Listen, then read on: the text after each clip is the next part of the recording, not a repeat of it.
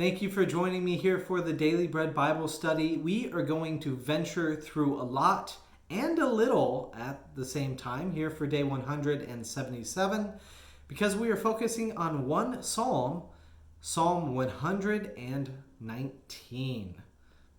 So why are we focusing on one psalm? Well, it's the longest psalm in the Bible. It is 176 verses here. It encapsulates the glories of God's law, one section for each of the letters in the Hebrew alphabet. There are 8 lines in each stanza, all beginning with the same Hebrew letters. So each of the lines is going to be, there with the Hebrew. So this is going to be a lot of things that are lost here in English translation, but it is a different form of psalm than most of them here. Now, yet again, this sets the stage for the focus. It's the ways of the Lord. So in Psalm 119, verse 1, it begins saying, "Happy are those whose way is blameless, who walk in the law of the Lord." So the ways of the Lord are valuable, as we see in verse 14, saying, "I delight in the way of your decrees as much as in all riches." I'm just going to overview what I see here in the psalm. So it references the Babylonian exile in verse 19, saying, "I live as an alien in the land. Do not hide your commandments from me." In verse 31, "I cling to your decrees, O Lord. Let me not be put to shame." Verse 36, it says, "The ways of the Lord are about communal justice, not trivial, selfish things." Wow. "And turn my heart to your decrees and not to selfish gain. Turn my eyes from looking at vanities and give me life in your ways."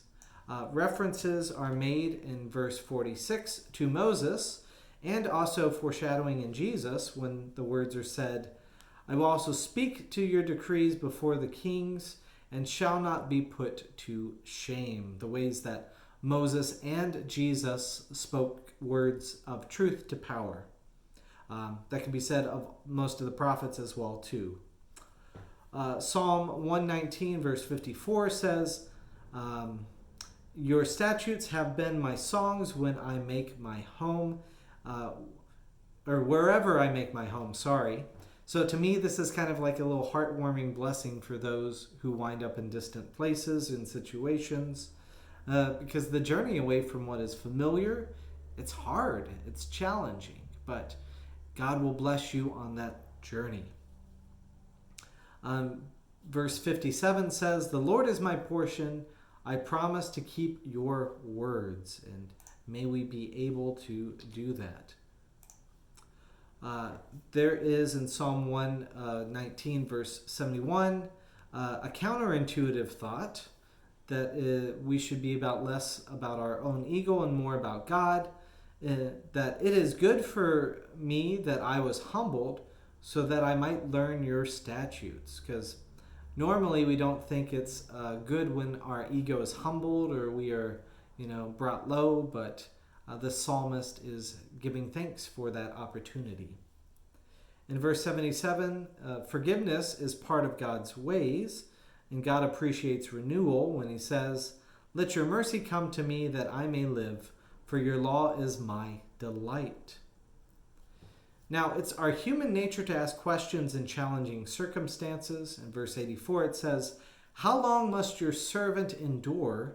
When will you judge those who persecute me?" Which, is the thing that is hard to hear. When you're suffering, you want to see justice and fairness happen quickly.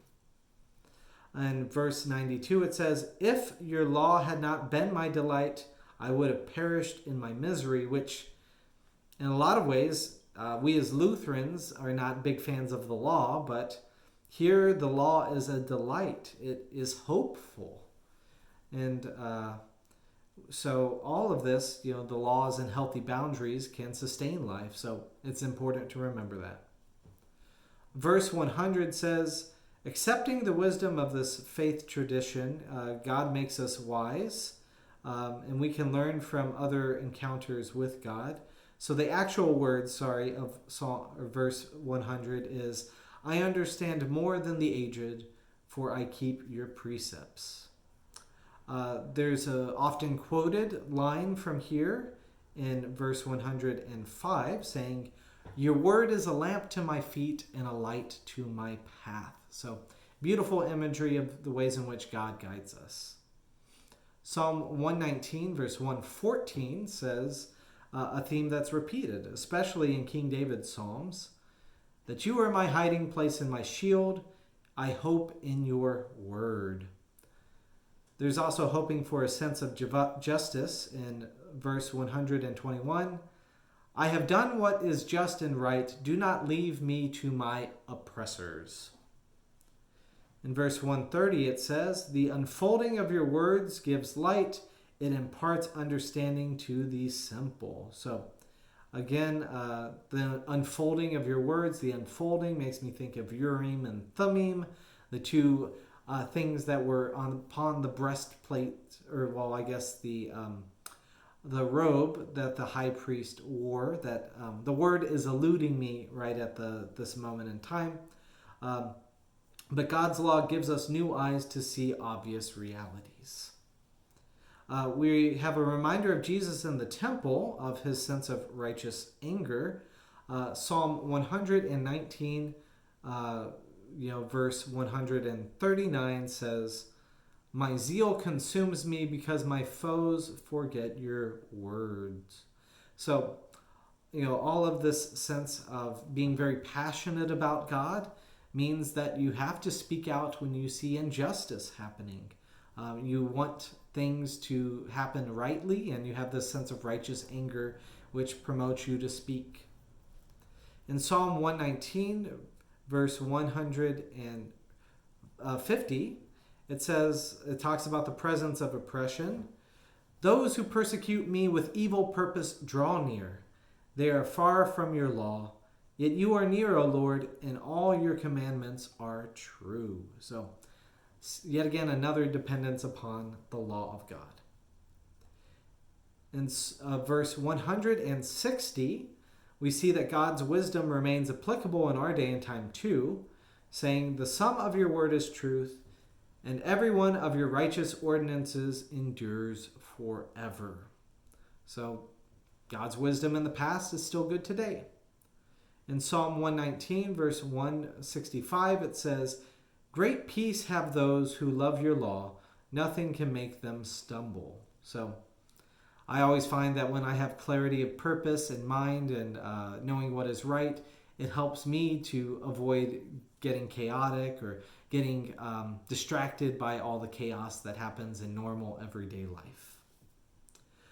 Closing out this section and our Daily Bread Bible study of Psalm 119, we have verse 175, which says, let me live that I may praise you, and let your ordinances help me. So again, this dependence upon law.